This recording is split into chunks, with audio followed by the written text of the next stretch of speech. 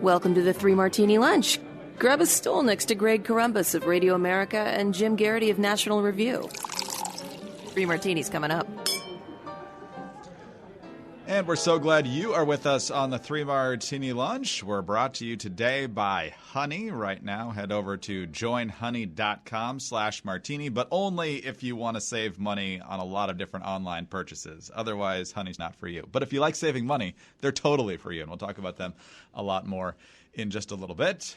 Jim, let's get to our good martini. This is becoming a habit now this week, and quite frankly, I love this. More ISIS leaders dead. Okay, 2 total, but still, this is a really good start to the week. President Trump tweeting out this morning just confirmed that Abu Bakr al-Baghdadi's #1 replacement has been terminated by American troops. Most likely would have taken the top spot. Now he's also dead with a capital D. Trump said on Tuesday he did not identify this person. Kurdish forces had said that Abu Hassan al-Muhajir, who had been a spokesman for ISIS, was thought to be next in line, and he's dead now. Another one who is possibly in line, but might be the third-string ISIS quarterback here, Jim, is named Abdullah Kardash. He's known as the Destroyer, so I'm not sure if he's a pro wrestler and is on a side gig here. But 2 days, 2 good martinis, 2 dead ISIS leaders. I like this pattern. Yeah, and the Destroyer should be worried about Wednesday. There's a consistent pattern here. First of all, if your nickname is the Destroyer and you're not in charge of ISIS, you got to be a little frustrated by that. Like, come on, what do I have to do here to be in charge? Well, you have to wait for the other 2 guys to die. We actually shouldn't be that surprised to see another strike on an ISIS target right after the Baghdadi strike. They said that they got prisoners. They said that they got intelligence from the site. Whether it's electronic, these guys have cell phones, laptops, even paper and pencil or something, or whether these guys are giving stuff up under interrogation, you're going to end up with a circumstance where we're going to know a lot. We've learned a lot more about ISIS in the last 48 hours than we may have in the previous, couple of weeks. And when you have that information, you strike when the iron is hot. Probably everybody at ISIS, if they haven't moved already, the moment you hear one of your leaders is dead, you probably want to be in a new location quickly. But they may have a limited number of safe houses and places where they go to hide. So we shouldn't be stunned by this. It is continued good news. It is a further momentum shift against ISIS. And you start to wonder whether, as a coherent organization, ISIS's days are numbered. Now, are people always going to say, "Oh, I was inspired by ISIS to do this terrible attack"? Yes. But also, it was interesting to read some of the stuff going on yesterday. They don't have a caliphate anymore, and that was what made them unique and distinctive. So between loss of leadership and loss of the caliphate and overall military defeats we've seen, it's kind of fascinating. A group that was loomed so large in our consciousness as a menace and the scary sequel to Al-Qaeda, you could say. They're having the kind of week that usually you get when you've been protected by the New York Jets offensive line. Just one after another going down to serious injuries or, in the case of the ISIS guys, fatal injuries. Yes. As bad as Sam Darnold's spleen was, he at least is back. I'm not sure that's necessarily been a good thing so far, although it was for 1 week against Dallas.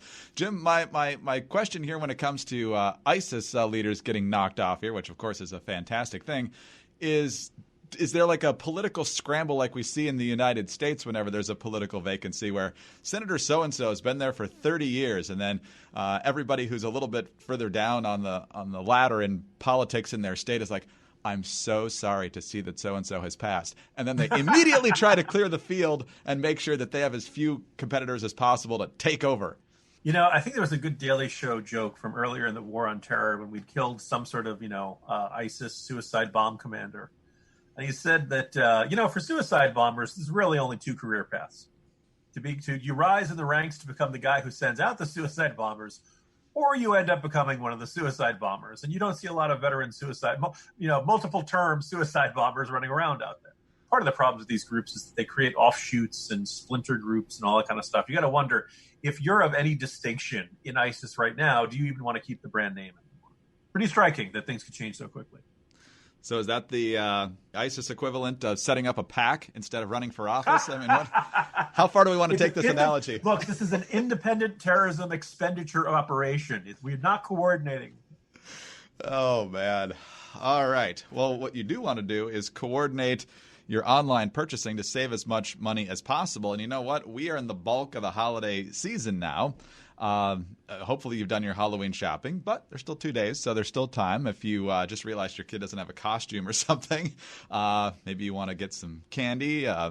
Thanksgiving's coming up, a lot to do there. And, of course, Christmas presents, Christmas decorations, all sorts of holiday events coming up in the next couple of months. And giving holiday gifts is great, but overspending on those things is not. So why spend more than you have to? And finding the lowest price is easy if you have Honey.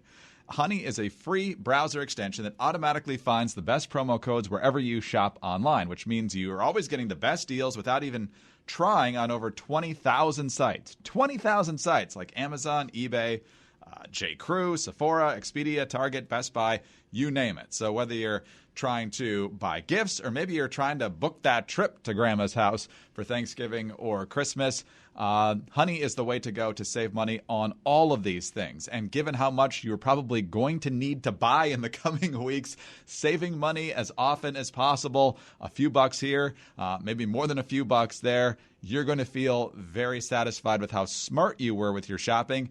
And you'll actually have that additional money to buy those last-minute gifts and other things that always happen to pop up. You know, Greg, some of the numbers associated with Honey are just absolutely astounding. Honey has found more than 10 million members, over $1 billion, billion with a B as in Bumblebee, $1 billion in savings. It supports more than 20,000 stores online, and it has more than 100,000 five-star reviews on the Google Chrome store. So if it's already saved $1 billion, Bernie Sanders hates it, and therefore that's another reason to support it. If you're buying gifts this holiday season, then you need Honey. If you're not, you probably know someone who is. So do them a solid and tell them about Honey. Honey can help make sure that you're getting the best price for whatever you're buying. And the best part, it's free to use and literally installs in just 2 clicks. Get Honey for free at joinhoney.com/martini. That's joinhoney.com/martini. All right, Jim, let's move to our second good martini. For the second straight day, we have 2 good martinis. And it seems like it was only about a year ago, basically because it was, that we were kind of horrified about the idea of Kyrsten Sinema being a Democratic senator from Arizona. After all, she had called her own home state the meth lab of democracy. She had been just egregiously inappropriate in her protesting of the war on terror and the start of the Iraq war. There's the whole pink tutu fiasco from back in the day. But nonetheless, she won. She beat Martha McSally, and Martha McSally's consolation prize was to become a senator anyway. But Kyrsten Sinema actually won the race, and it turns out she's actually frustrating a lot of Democrats. Now, to be sure, she votes with the Democrats more than she votes with the Republicans. She's the centerpiece of a new Politico piece, which basically says she's trying to be ready for Ironman competitions while holding a moderate voting record in the line of Joe Manchin, which is certainly not what we expected when we saw some of those stories pop out last year. She says she has no interest in watching the Democratic debates because she prefers happiness. She says this is perhaps the most important one to me anyway, is that she is absolutely opposed to ending the legislative filibuster, which means if the Democrats get control and want to make a push for Medicare for All or the Green New Deal, they'd have to change the rule, and Kyrsten Sinema is not going to help them. She also wants to reinstate the filibuster for appointees and so forth. Earlier this year, the Arizona Democratic Party almost held a censure vote. They held off on that. And Sinema is also under fire from some in her party for actually endorsing a challenger to a sitting U.S. senator. That's the Massachusetts race where Joe Kennedy's taking on Ed Markey, who is considered the more liberal senator. So, Jim, it's not like Kyrsten Sinema is going to turn into Mike Lee anytime soon, but this is certainly better than what we expected. No, it's a genuinely pleasant surprise, considering how often we deal with Republicans from, sometimes red to purple states or red to purple districts who go to Washington. And those of us in conservative circles are used to the term of strange new respect, where all of a sudden it could be Jeff Flake. I don't know if Lincoln Chafee was ever all that conservative or Republican, but he certainly didn't stick with his party very often at all. The Maine senators, Susan Collins there before her, Olympia Snow, Arlen Specter, that there's just this long history of Republicans getting elected And either from pressure from the press or from trying to get along well with their colleagues or for whatever reason, they quote unquote grow in office and they end up becoming much more moderate than they sounded. And, sometimes you can find the situation, particularly in the cases of senators, where they end up being conservative in particular years. Great respect for Senator John McCain, but his build the danged fence ad that he ran in one of his reelection bids was particularly irritating because he got to Washington and then, all of a sudden had much more of a much more centrist or much less aligned position on illegal immigration. And Kyrsten, it feels like it never happens to the Democrats. Now they might say, "Oh, we've got our Joe Manchins," but look, it's West Virginia, and Donald Trump won the state of West Virginia by about 1 bazillion points. Certainly on a whole bunch of cultural issues, including coal mining and guns and stuff like that, you're just not going to get a deeply progressive Democrat from the state of West Virginia. So to get one from Arizona, which we keep hearing is a purple state and not as rock-ribbed, just Republican as it used to be, it's no longer the state of Barry Goldwater, et cetera, et cetera. That for Sinema to defy her party, and also kind of interesting is that when she says things like I don't want to watch the Democratic debates because I prefer to be happy. First of all, Greg, has there ever been a Democratic senator who spoke for all of us so universally? But the second thing, how do we end up in a world where I have to watch the Democratic debates and she doesn't? I want to be a senator from Arizona too. First of all, salute her honesty, salute her bluntness, and just this should be a canary in the coal mine for a bunch of Democrats. Kyrsten Sinema, look, she is clearly quirky. She is clearly marches to the beat of her own drummer. She's made it very clear she's going to do what she thinks is best for her state. And she is, by no means is she a conservative down the line, but she defies progressive orthodoxy every now and then. And I think those of us on the right are we find her fascinating. She's the new Tulsi Gabbard, Greg. Now, does this mean, we'd prefer her over a Republican? Yeah, probably not. But she's going to be around for 6 years, so we might as well enjoy the ride. So, Kyrsten Sinema, get her a Dos Equis because she's starting to turn into the most interesting senator in the Senate. Now, another thing I respect that I learned in this story is that she pretty much only deals with Arizona media, which probably isn't very good for you and me if we're ever to try and get an interview request. But she is focused on the people that actually voted for her and that she represents, and she doesn't do a lot of cable news just to raise her own brand, which is actually making the Democratic National Party leaders very upset because they really hope that she'll help them turn Arizona blue this year because they think the demographics are finally on their side to do that. And she's basically out there saying, yeah, I'm not going to do that. So, again, we'll see. And with Gabbard not running for re-election to Congress, we need someone to replace her as the periodic thorn in the side of the Democratic Party. Let's also note, by the way, this does indicate that just as the types of Democrats who won houses, I talked yesterday about Rahm Emanuel in 2006, a bunch of the Democrats who won those suburban seats, particularly in places like Virginia, were not running as down the line, Alexandria Ocasio-Cortez clones. They were, I'm going to be centrist. I'm going to work with the president where I can. I'm there to put, country over party, et cetera, et cetera. I don't think their voting record has lived up to that. But that indicates that, as much as we say, these places are turning purple. Well, yeah, as long as you don't showcase how progressive and how much a Democrat you are. If the interesting, you can always tell who has the advantage by who doesn't put their party affiliation on their yard signs. Right. Yes, exactly. I'm seeing that every day. Unfortunately, it's all the Democrats are putting Democrat on their yard sign. Yeah. But that's just kind of the way it is in Virginia now. But how do you tell the Trump voters in Northern Virginia, Greg? The people who have nothing? The ones that have no yard signs. Yes.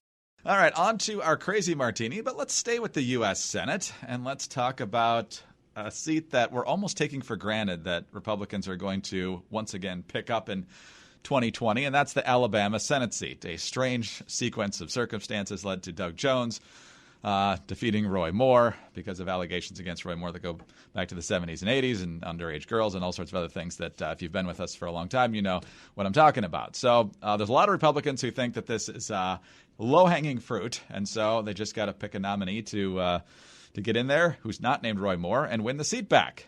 He's one of the 5, however, who are already in the race. There's Congressman Bradley Byrne, former Auburn coach Tommy Tuberville, Secretary of State John Merrill, State Rep Arnold Mooney, and now possibly former Senator Jeff Sessions. He has till November 8th to qualify for the ballot, but apparently he's seriously considering this. He's still got some money in the bank from the last time he ran. Jim, there's two potential problems here, though, that I see. Maybe three. First of all, he's 72, so you don't know how many more terms he'd necessarily want to serve. Secondly, if he runs, President Trump is going to use his Twitter account like a sledgehammer to try and make him lose the primary.